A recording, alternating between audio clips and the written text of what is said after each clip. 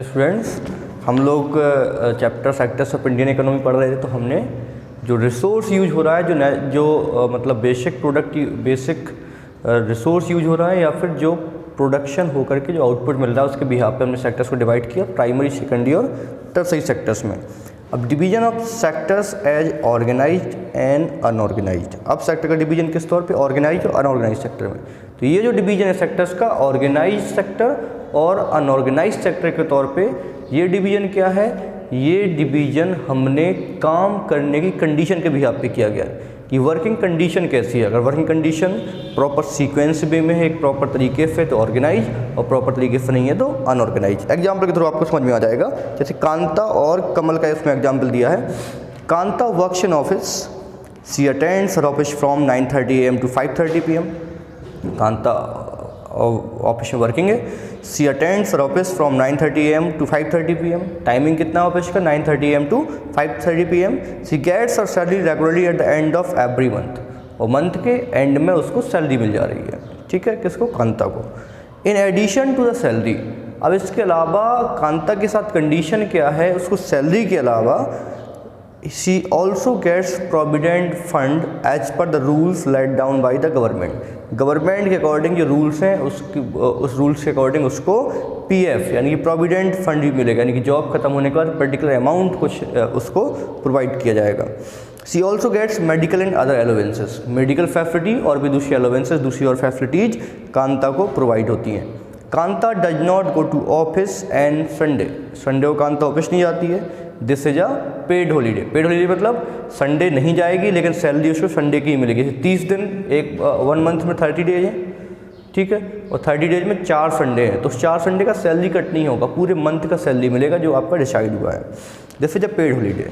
When she join work, जब उसने work join किया, she was given an appointment letter, उसको एक अपॉइंटमेंट लेटर मिला। अपॉइंटमेंट लेटर में जैसे सब कंडीशन लिखी थी, stating all the terms and condition of work, इसमें सब लिखा था कि काम क्या रहेगा, कितने आवर्स करना पड़ेगा, सैलरी कितनी मिलेगी, 1 साल में इंक्रीमेंट कितना होगा, अगर एक्स्ट्रा काम करना पड़ेगा तो उसके बदले में कितना पैसा मिलेगा, क्योंकि वर्क की सभी टर्म्स एंड कंडीशन उसमें राइट डाउन थी। दूसरा कमल, कमल इज कांताज नेबर, कमल कांता का नेबर है। He is a daily wage labourer in a nearby grocery shop. Kamal is Kanta's, Kamal Kanta का लेबर था। He is a daily wage labour, और एक डेली वेज लेबर के तौर पे था in a nearby grocery shop. पास की ग्रॉसरी शॉप में वो एक वेजेज लेबर यानी कि ऐसा लेबर जिसके बिहाफ पे, जिसके पर डे के बिहाफ पे उसको वेजेज सैलरी मिलती थी, पर डे का पैसा मिलता था। He goes to shop at 7:30 in the morning, morning 7:30 वो शॉप पे जाता था। And works till 8 PM in the evening, और इवनिंग 8 PM तक काम करता था। He gets no other allowances apart from his wages, लेकिन उसको अपनी वेजेज, अपनी सैलरी के अलावा उसके अलावा कोई और एक्स्ट्रा फैसिलिटी प्रोवाइड नहीं की जाती थी। He is not paid for the days he does not work, he is not paid for the days, उस दिन का उसको पेमेंट नहीं होता था। ही डज नॉट वर्क, जिसमें वर्क नहीं करता था। He had therefore no leave और पेड हॉलीडे, कोई लीव या हॉलीडे नहीं थी। जैसे अगर 30 दिन में उसने 1 दिन काम नहीं किया तो 1 दिन का पैसा उसका कट जाएगा। Nor was he given any formal letter, ठीक है, जिसमें कोई उसके पास कोई फॉर्मल लेटर भी नहीं था, कोई अपॉइंटमेंट लेटर भी नहीं था, जिससे कि वो ये कह सके he has been employed in the shop, कि मैं इस शॉप का एम्प्लॉयड हूँ, वो नहीं बोल सकता था। जब भी उसका जो ओनर है वो चाहेगा उसको रिमूव कर सकता था। He can be asked to leave any time by his employer, उसके एम्प्लॉयर के द्वारा से कभी भी छोड़ा जा सकता था, उसको हटाया जा सकता था, ठीक है, क्योंकि उसके पास कुछ टर्म्स कंडीशन ऐसी डिसाइडेड नहीं थी जो कि उसको उसके एम्प्लॉयर ने प्रोवाइड की हो। तो 2 सेक्टर हमने देखे, एक कांता, एक कमल। एक जगह जहाँ कांता काम करता है, एक जगह जहाँ कमल काम करता है। तो Kanta works in the organise sector, Kanta organise sector में काम कर रहा है। Organise sector covers those enterprises और प्लेस ऑफ वर्क, तो जो ऑर्गेनाइज सेक्टर है उसमें वो इंटरप्राइजेज या वो वर्क और प्लेस आते हैं फिर the terms of employment are regular, जहाँ पे एम्प्लॉयमेंट के टर्म्स क्या हैं, रेगुलर है, जहाँ पे रेगुलर काम है। Where the terms employment are regular and therefore people have assured work, ठीक है।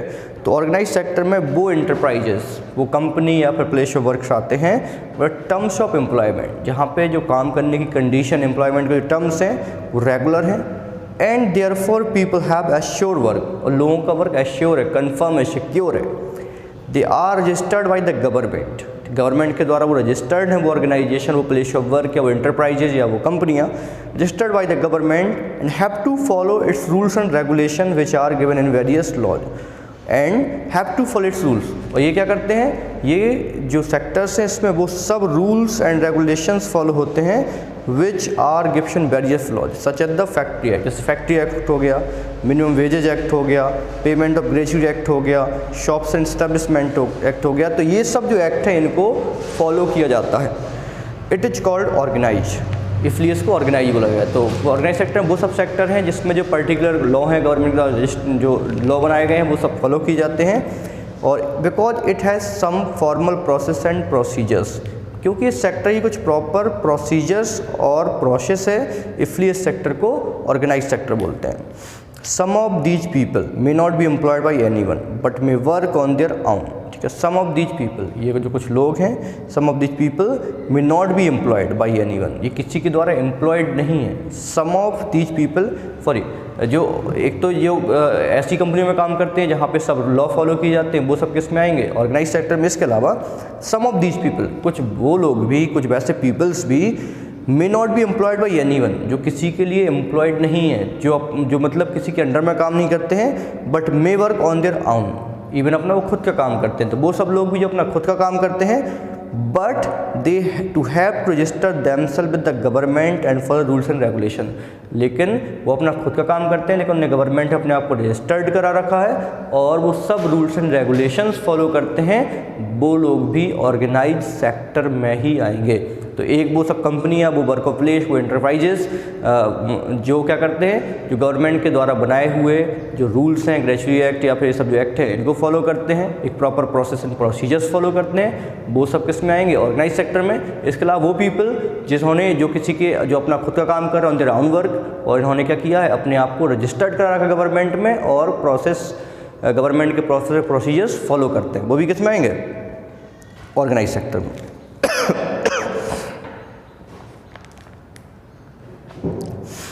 Workers in the organise sector enjoy security of employment, और जो ऑर्गेनाइज सेक्टर में जो वर्कर्स हैं उनका एम्प्लॉयमेंट सिक्योर होता है। They are expected to work only a fixed number of hour, और उनसे ये एक्सपेक्ट किया जाता है या फिर डिसाइड रहता है कि particular number of hour, particular fix hour वो वर्क करेंगे। इफ़ दे वर्क मोर, अगर वो उस फिक्स्ड आवर से ज़्यादा काम करते हैं, they have to be paid overtime by the employer, तो एम्प्लॉयर उनको ओवर टाइम प्रोवाइड करता है। They also get several other benefits from the employers, इसके अलावा उनको और दूसरे बेनिफिट्स भी एम्प्लॉयर से मिलते हैं। व्हाट आर दीज बेनिफिट्स, कौन से ऐसे बेनिफिट्स मिलते हैं इनको, तो दे गेट पेड लीव। ठीक है, जो ऑर्गेनाइज सेक्टर में पेड लीव मिलेगी, यानी पर्टिकुलर जैसे मैंने बताया कि 4 छुट्टियां हैं तो उसका पैसा कट होगा, तो they get paid leave.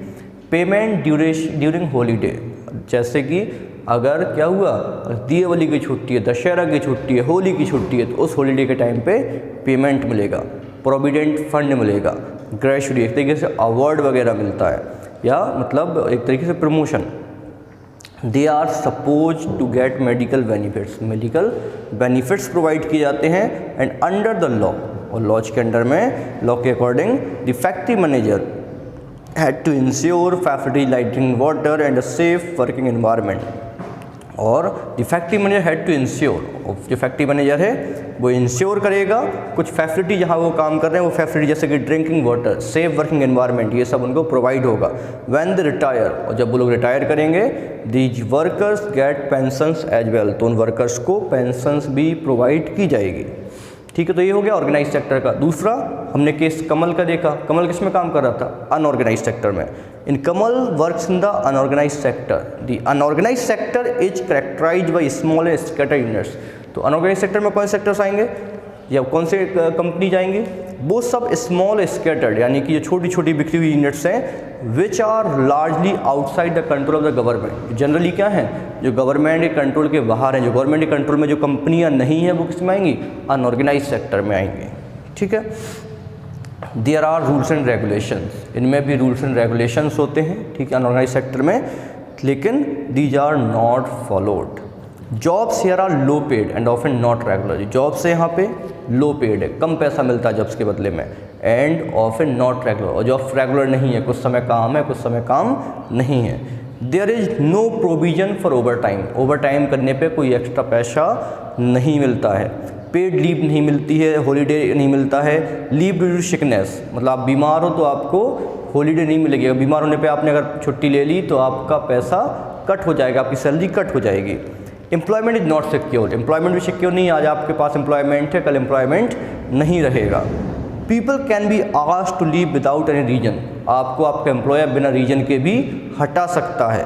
When there is lace work, जब काम कम रहेगा, जैसे क्योंकि हर एक इंडस्ट्री में 5 महीने काम है, मान लीजिए 5 महीने काम कुछ कम है, ठीक है, तो देर इज़ लेस वर्क, तो जब काम कम है, सच ए ड्यूरिंग सम सीजन, हर एक इंडस्ट्री में कुछ पर्टिकुलर सीजन काम रहता है, पर्टिकुलर सीजन काम कम रहता है, तो जब काम कम होगा, सम पीपल में आस्क्ड टू लीव, तो कुछ लोगों को जॉब से हटा दिया जाता है।